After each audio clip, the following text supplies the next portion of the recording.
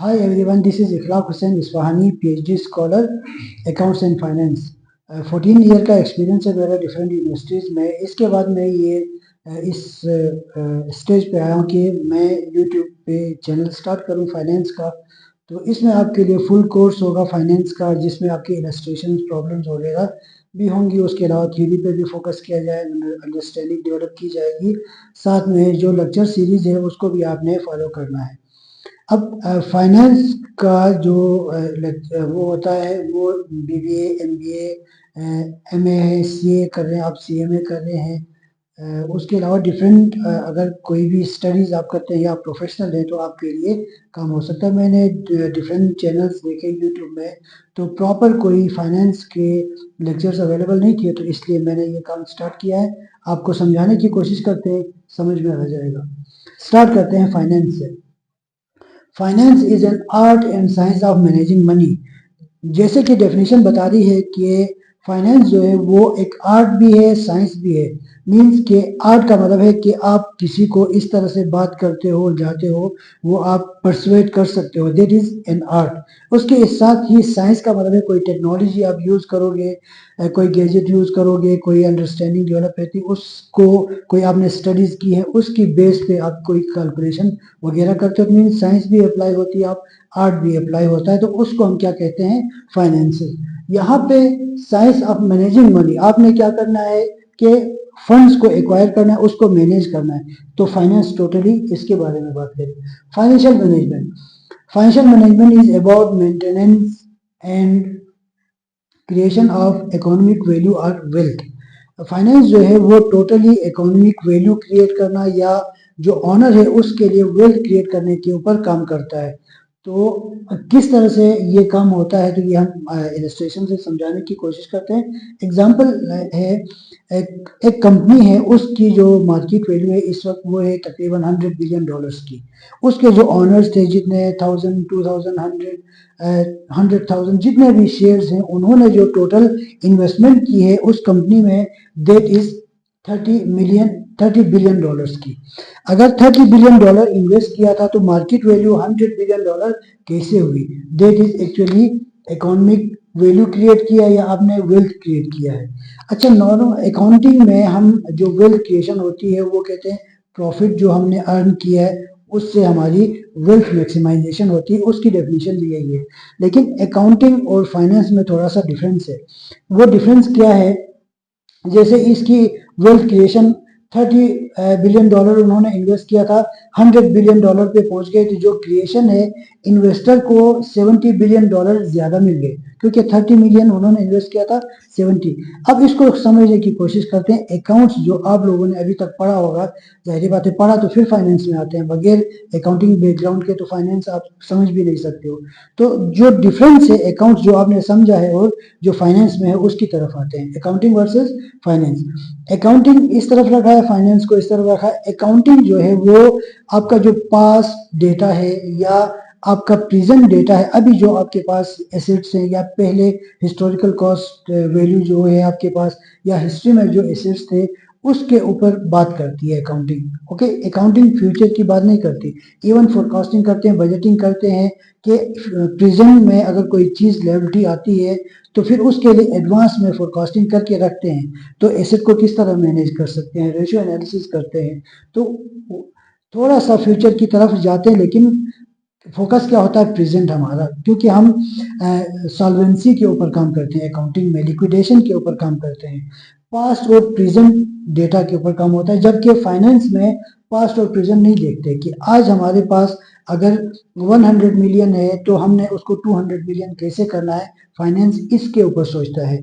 10 दिन में करना है, 1 महीने में करना है, 1 साल में हो सकता है, 2 साल में हो सकता है। अगर आप आज जॉब कर रहे हो तो 30 साल बाद जब मैं रिटायर होऊंगा तो उस वक्त मेरे पास कितने पैसे होने चाहिए कि मेरी लाइफ इजीली चल सकेगी। रिटायरमेंट प्लानिंग करते हैं, फाइनेंस करते हैं, ठीक।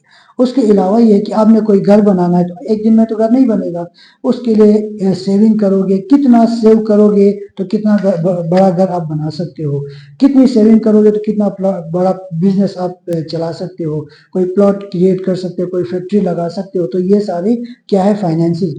मतलब जो काम करना है वो भी फ्यूचर में है, जो इन्वेस्टमेंट करना है वो भी 5 साल, 10 साल, 20 साल बाद की कहानी होती है, दैट इज फ्यूचर।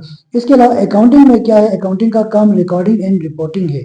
जो कुछ भी हमारे पास इन इवेंट आता है, ट्रांजेक्शन, उसको हम क्या करते हैं, रिकॉर्ड करते हैं, उसको आगे रिपोर्ट करते हैं, फाइनेंशियल्स बनाते हैं, यहाँ तक काम होता है। अब उन फाइनेंशियल्स को देख के हमने आगे इस फाइनेंशियल की वजह से हमें फ्यूचर में प्रॉफिट हो सकता है या नहीं हो सकता है, that is finance. Managing and allocating, आपने क्या करना, आपने जो रिसोर्सेज है उसको मैनेज करना है, एलोकेट करना है, फ्यूचर में इनफ्लोज को क्रिएट करना है, वेल्थ को क्रिएट करना है, इकोनॉमिक वैल्यू आपने इंक्रीज करनी है, उसके ऊपर काम करता है। Accounting accrual method, mostly accrual method पे काम चलता है, जबकि फाइनेंसिस कैश फ्लो की बात कर रहा है। अच्छा, दूसरा ये है, थोड़ा सा और समझाने की कोशिश करते हैं। एसेट जो अकाउंटिंग है उसमें टोटल हमारा फोकस होता है रिसोर्सेज। रिसोर्सेज मींस एसेट, एक चीज आपके पास है, उससे कितना काम लोगे, मींस ये मैंने मार्कर परचेज किया है 70 रुपीज है, मैं पहले रीड से लिखूंगा, फिर ब्लेड से इसको बार बार यूज करूंगा, ओपन करता हूँ, केप करता हूँ, मैं कल भी यूज करूंगा, परसों भी यूज करूंगा, तो इसको यूज करता हूँ बार बार। रिसोर्स, सोर्स मीन जरिया, रिसोर्स बार बार उसको जरिया बनाते हैं। इसी तरह अब अकाउंटिंग में क्या होता है, एसेट के ऊपर फोकस होता है, जबकि फाइनेंस में आपके पास किस तरह से आप फंड को एक्वायर कर सकते हो। किसको, फंड को एक्वायर करने के पास के आपके टू सोर्सेज हैं, one is capital, the other is liability.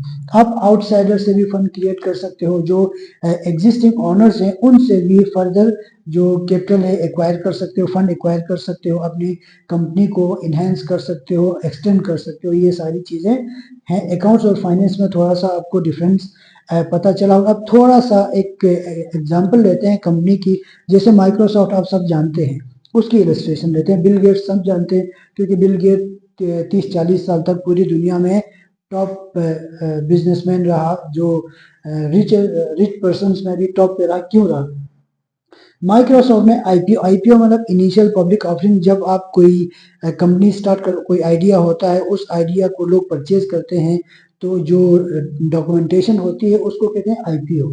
अब 1986 मार्च 31 को उसने अपनी कंपनी माइक्रोसॉफ्ट को लॉन्च किया। उस वक्त उसने जो शेयर, एक शेयर की प्राइस रखी, दैट वाज 21 पर शेयर, $21 पर शेयर उसकी प्राइस थी।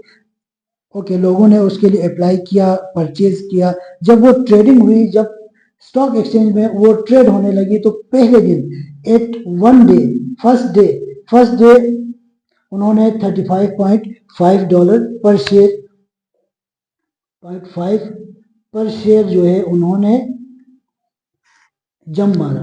तो 21 से एक दिन में उन्होंने ऐसा तो नहीं किया, उनके एसेट्स डबल तो नहीं हो गए, ट्रिपल तो नहीं हो गए, उन्होंने सेल्स स्टार्ट नहीं की है, प्रोडक्शन स्टार्ट नहीं की है, प्रॉफिट अर्न नहीं किया है, तो कंपनी एक दिन में मतलब 21 से $35 पे तो नहीं पहुंच सकती है, आज के दिन में भी पॉसिबल नहीं है, तो उस वक्त कैसे हुआ।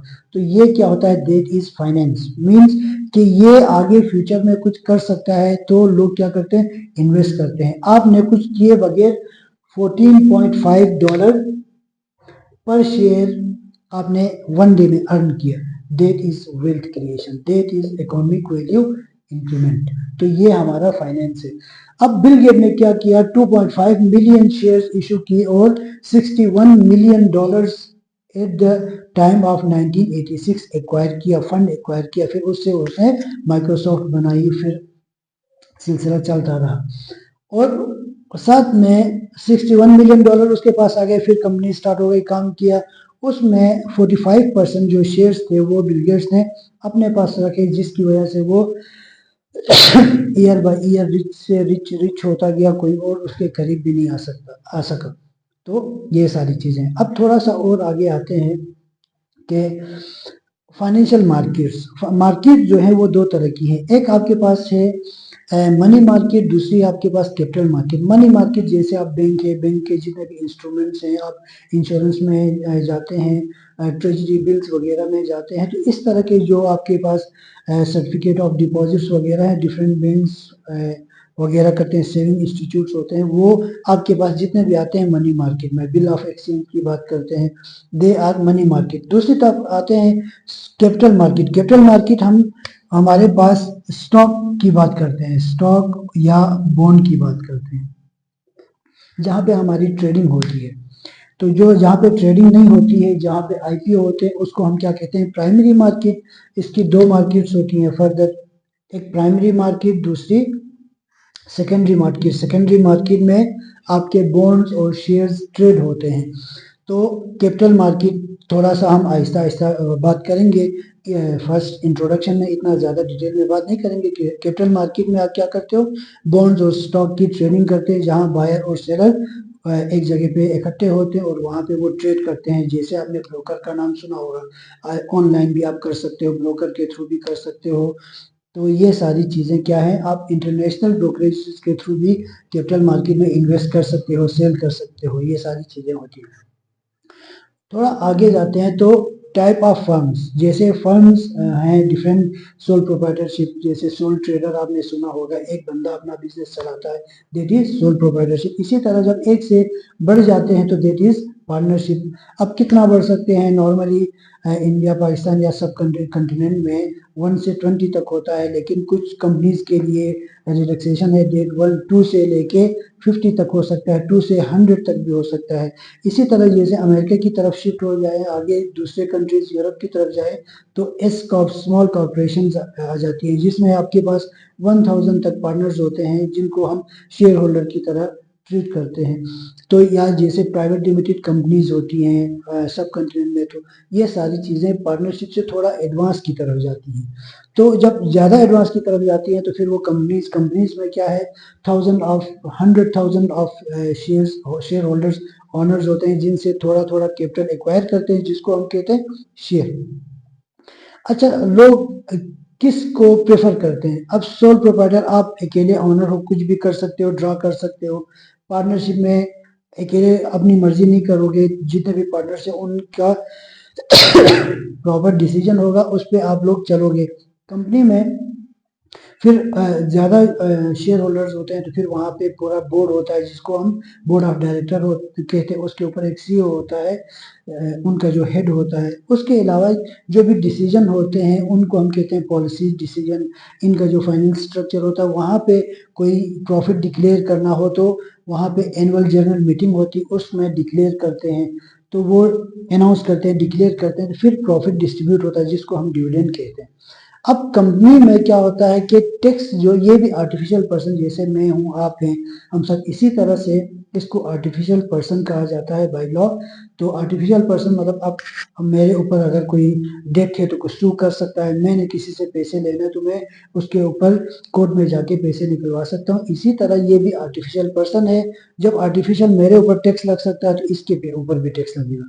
अगर आपने इन्वेस्टमेंट की है, जैसे अब हमने बात की फाइनेंस की, तो कंपनी में इन्वेस्टमेंट की है, तो उसका जो प्रॉफिट होगा उस पे पहले गवर्नमेंट टैक्स लगाएगी। जब टैक्स जैसे, उसके बाद फिर आपके पास पैसा आएगा, आपके पास दोबारा टैक्स लगेगा। तो जो आपने इन्वेस्टमेंट कंपनी में की है उस पर आपके डबल टैक्सेशन होती है, 2 दफा टैक्स लगता है। इलस्ट्रेट करते हैं किस तरह से होता है। कंपनी का प्रॉफिट है 100 है, तो कंपनी का टैक्स 30 40 60 तक होता है। सॉरी। तो वो आपने डिडक्ट किया, 100 में से 30 डिडक्ट किया, आपके पास कितना है, net company, net income for the company. अब वो इंडिविजुअल्स जितने भी शेयर होल्डर्स हैं उनके पास जाएगा। जब उनके पास आता है 70, उन पे फर्दर 10% टैक्स लगता है। पर्सनल इनकम पे 10 to 20%, 21% तक जाता है। तो वो टैक्स डिडक्ट हो गया। तो एक्चुअल जो डिस्पोजेबल इनकम, जो आप अपनी गाड़ी खरीद सकते हो, घर चला सकते हो, बंगला ले सकते हो, डिस्पोजेबल इनकम जिसको हम कहते हैं, तो ये आती है। तो ये हमने थोड़ा सा इंट्रोड्यूस किया है फाइनेंस को। आगे हम और भी चैप्टर्स हैं, जैसे टाइम वैल्यू ऑफ मनी, उसकी हम पहले थ्योरी आपको बताएंगे, उसके बाद इलस्ट्रेशन करेंगे, क्वेश्चन होंगे, प्रॉब्लम सॉल्विंग करेंगे। इसी तरह फिर बॉन्ड्स पे आएंगे, शेयर्स पे आएंगे, कैपिटल बजटिंग पे। जितना फुल कोर्स है वो सीरीज ऑफ लेक्चर हैं। तो ये 2025 में लॉन्च हुआ है, तो कंप्लीट हो जाएगा। Thank you.